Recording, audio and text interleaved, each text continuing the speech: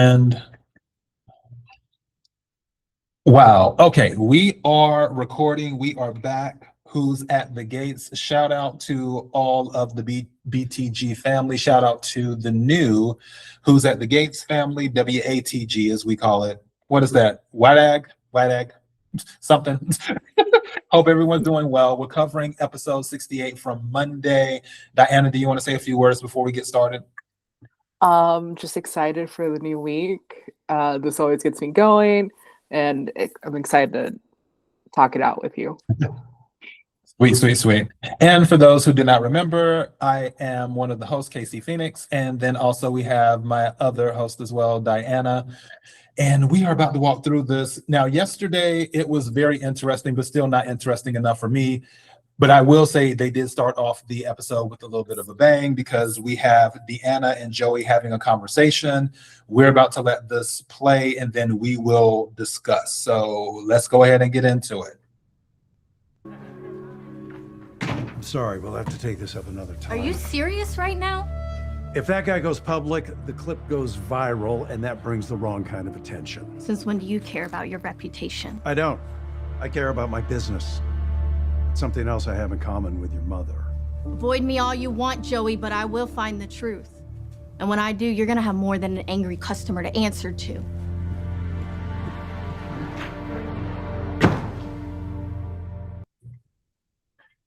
Okay, let's go ahead and talk about this, shall we?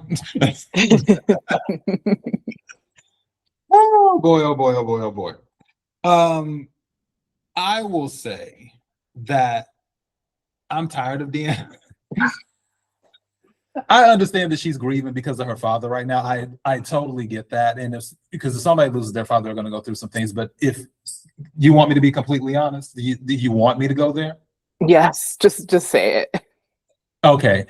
And you might get mad at this, and some people might get mad at me, but it is what it is.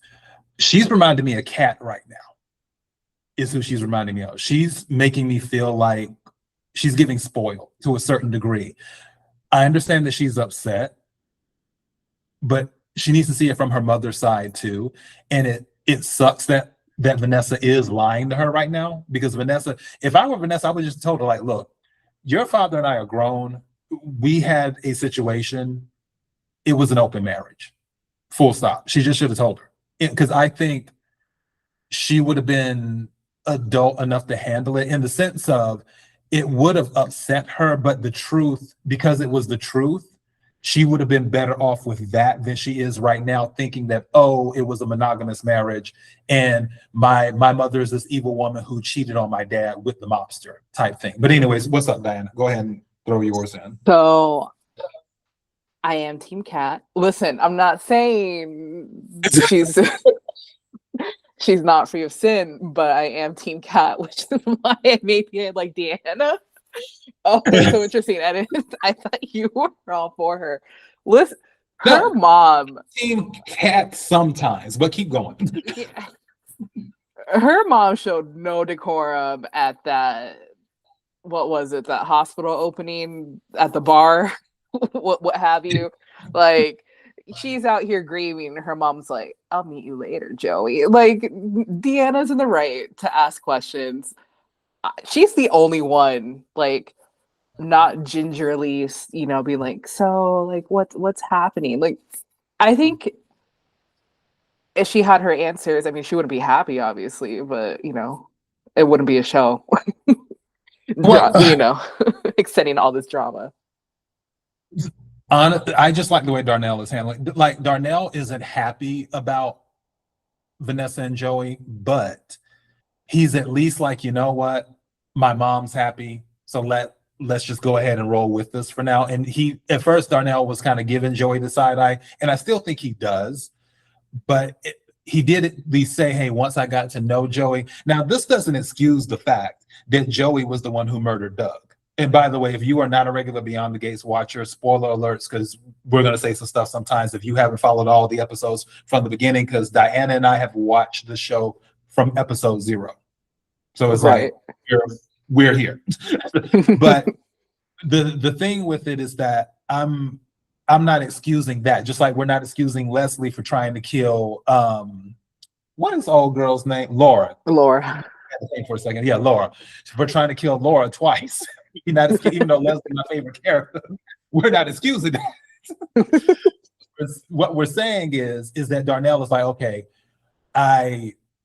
he's cool. Let's just let mom do her thing and keep it moving. So that's just where I'm at. You have anything else before we move on to the next scene? I'm Team Deanna. That's all I have for you. That's all I have for you. Yeah, I'm not. I don't hate her, but like I said, some of her stuff is very valid, but she's kind of doing the most a little bit, just a little bit. Just a little bit. All right, let's get this thing with Leslie and old girl and Marcel right quick because we got to talk about this. Let me see. I don't for our listeners and watchers, I don't know how much of the scene we're doing because obviously all of this is fair use clearly, but we don't want to do too much at the same time. We want it to be balanced with what we cover and what we talk about with these episodes. So CBS, keep it cute. That's all I got to say. Let's go into. Yeah, about there. Okay. All right. Let's see what's going on here. Since when do fine, upstanding police detectives break bread with known criminals? I know this thing was not referring to me. Because the only thing unlawful here is your hot breath. Still repeating that fairy tale? That it wasn't you that tried to kill Dr. Dupree's assistant, not once, but twice? I know it was you who ran that poor girl off the road and then tried to finish her off in my hospital. Yeah, I'm curious about something. What's the going rate for chief of staff these days? Why on earth would I discuss my salary with you? No, it's okay, girl. Don't tell me. Yeah. Just make sure you have it prepared for the judge for when I sue your uppity ass for defamation. Ladies, all right. Neutral corners. Let's keep it classy. Well, like she's capable of that. Yeah, for the life of me, I will never understand why Dr. Richardson took a wrecking ball to his marriage for the likes of you. Why don't you ask your new friend here? I'm sure he can tell you all about why men just can't get enough of Leslie. I'll stop it right there. What you stopped a little bit short of where she says, like, I also know him. And what I took away from this scene was, so is he just for the community? Like, what is this detective doing? Like, okay. Just leaving a trail woman behind. But, that's besides the point, I guess. But that was my main takeaway. I'm just like, well, this is my thing with this whole situation. All of them are trash. We know this because with Leslie, we know what she's done. Even though, again, Leslie is my favorite character on the show because I like that there's different layers to her. It isn't just that she's a sociopath, narcissist type thing. She really does have a heart sometimes, and really, she just wants to be loved. That's what it boils down to. So I can empathize with her on certain things. Marcel is just dirty cop, trifling husband. I mean, I don't think there's many good qualities to him, but at the same time, I will say this. I think he became the person who he became because of bad experiences. And maybe he was one of the good guys at one point many years ago in his life. But due to everything that happened with him being a cop, and it's like, oh, well, the good guys don't win. He decided to go over to the other side, and he's been there ever since. That's how I look at him. Old girl, who is the chief of staff, I don't know much about her, but we do know she's trash because she's the head of this whole plasma ring, which I don't know about that storyline. I don't know who the hell doing a plasma ring in real life, if that's a thing. I mean, okay, but also she's trying to talk this shit about see, I ended up cussing. Sorry, sponsors. This mess. I tried not to cuss. She's trying to talk this mess about Leslie. And She's over here running a crime ring, threatening people, people getting stabbed on the side that tries to get out of the ring. So, I mean, she's no saint either. But anyways, go ahead, Diana, you got it.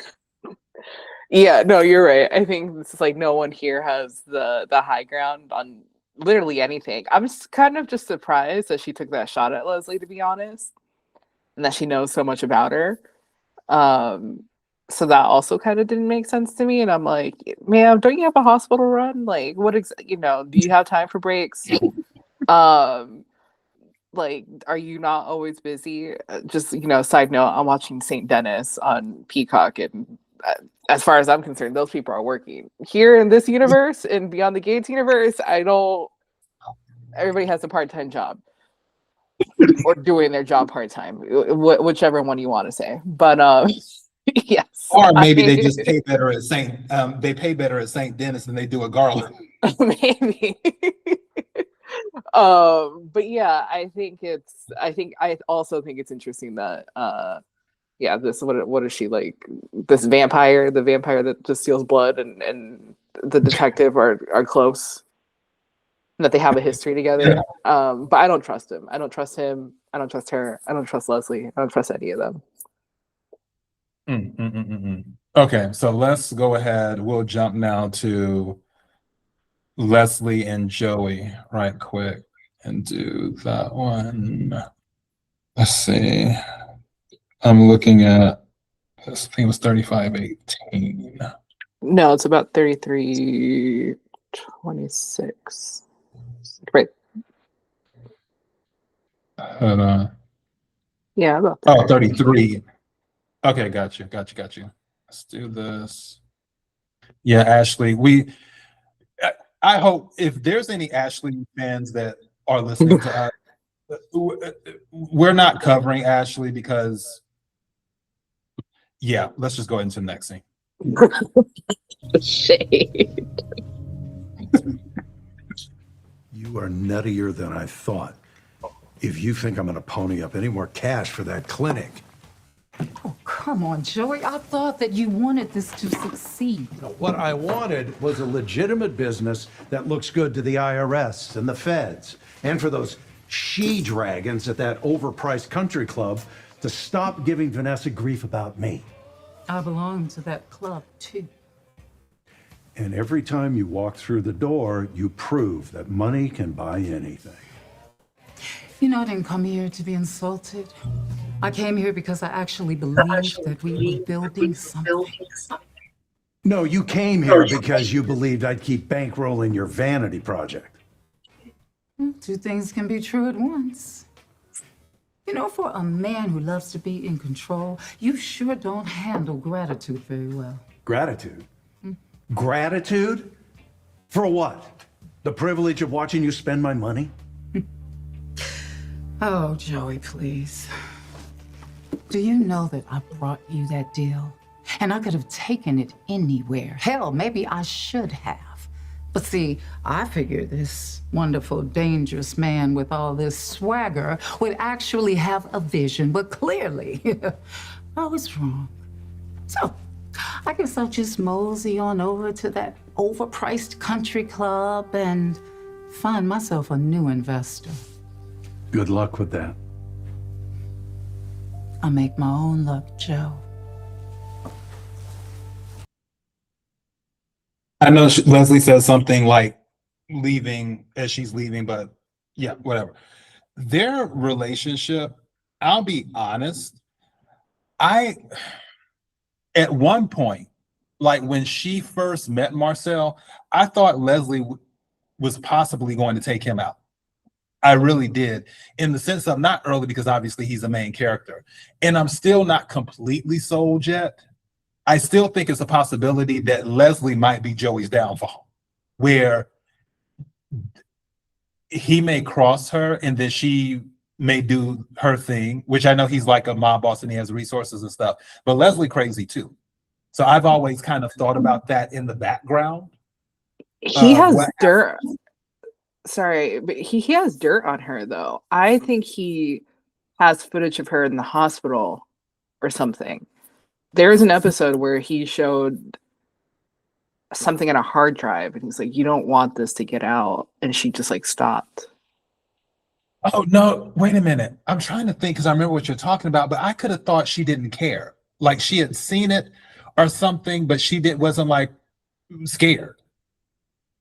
No, I think she was, but they didn't really follow up on it. Like that, like it never really followed up in the show. I always thought it was like he had a picture of her, in one of her many disguises at the hospital, like her in a wig or, her acting as a nurse or something. Yeah, because when she puts on a wig, you can't tell it's Leslie. That's for sure. You can't. So yeah, I mean their dynamic is very interesting. I think Joey lets her get away with a lot, to be honest, because he could easily kick her out, but there she is running her mouth.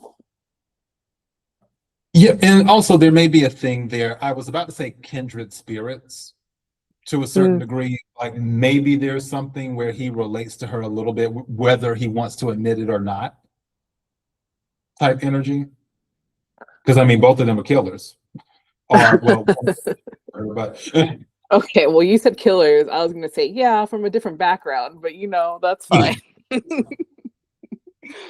but yeah, they're just interesting. I still am a little bit irritated that Samantha didn't fight harder for her clinic because that was her idea and that Leslie just took it. Because I feel if Samantha would have cried to Martin about it, that he might have been able to pull, like do something to make sure that Samantha gets credit for the clinic. I don't even think it's Samantha's fault. It's these adults, like these Duprees that, they're like, we're Duprees. And like, we people know us, but they love, Leslie walks all over them. There's like nothing she can't do. Honestly. Well, like Vernon's been standing up to Leslie, but that's because he's had enough. Because especially with Anita being sick, that I think that's what Vernon was like, okay, we're not doing this anymore. And he just threw all that stuff down. It shouldn't have gotten to that point to begin with, but here we are. Yeah, I'm not a Leslie fan. Okay. Let's go ahead and get to the final scene we want to cover, and that would be at, I think, 3511 with Vanessa and the twins, which, bless Vanessa's heart, I feel so bad for her sometimes. Because I'm not saying that she's like, well, let's just go ahead and go to the scene, and then we can discuss. Let me see. Hold on.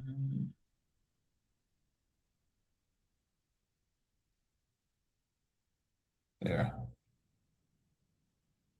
Okay, where's this one? That's at 9. Fine. It's a good thing I got me a nutcracker in my Chelsea cat bag.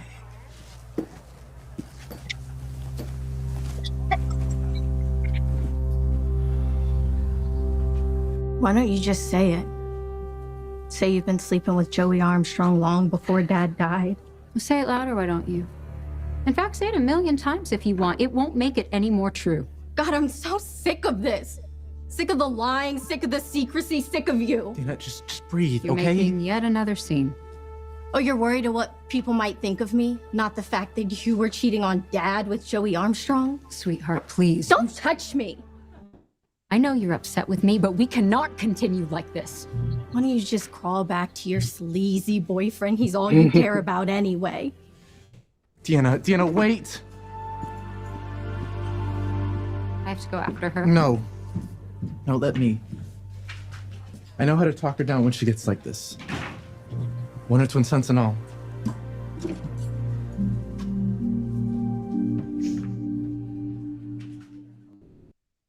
See, my problem with all this is that Vanessa was like acting a fool at Winterfest, and she's like, my man, where's my man? I don't care who knows about us. It's you and me against the world, baby.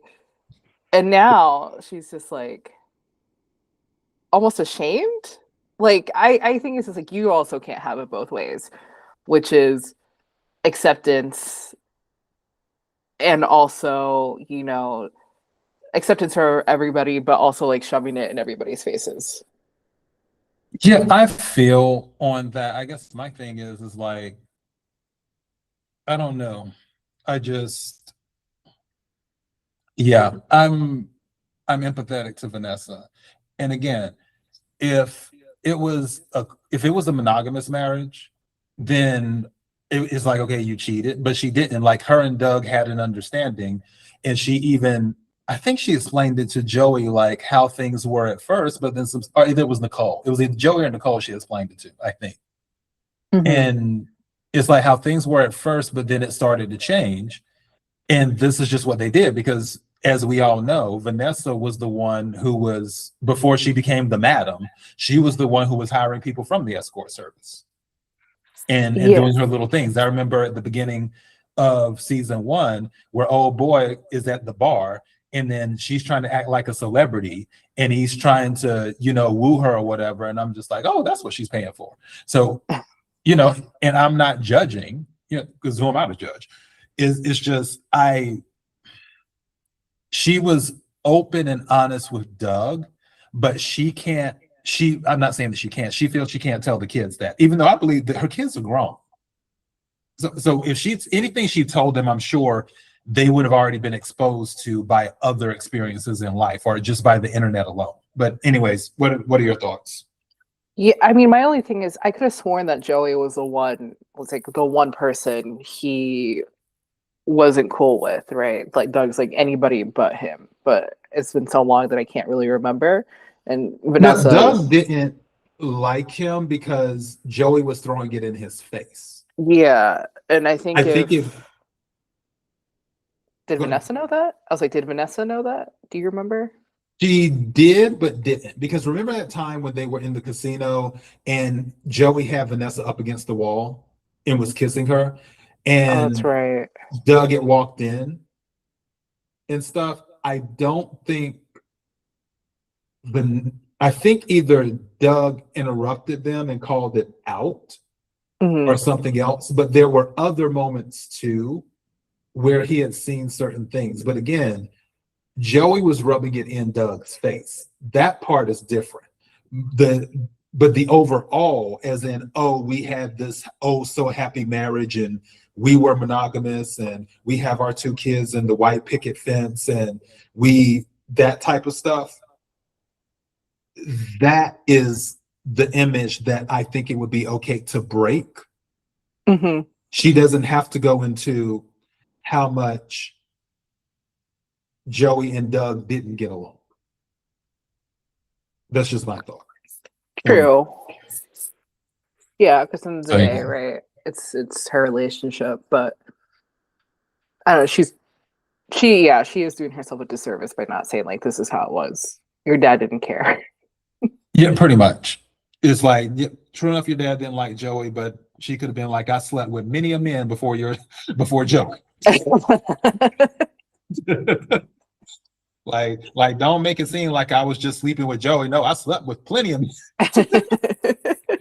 And your dad knew about them all. Don't worry, kids. Sweet.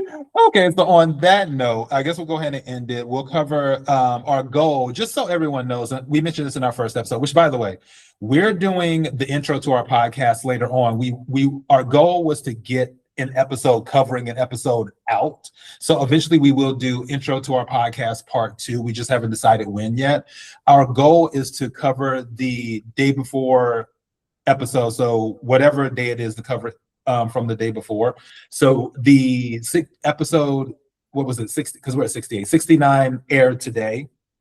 And our goal is to cover that tomorrow, but we also have schedules, we have jobs, we have lives, we have people we deal with, and all that other good stuff. So we will do our best to always be consistent and bring you our thoughts on the Beyond the Gate show. Please be sure to subscribe and all that other stuff. We're working on getting some things up and running and getting a good presence on the net with the algorithm and SEO and all that other jazzy stuff. But thank you again for everyone who's been supporting and listening.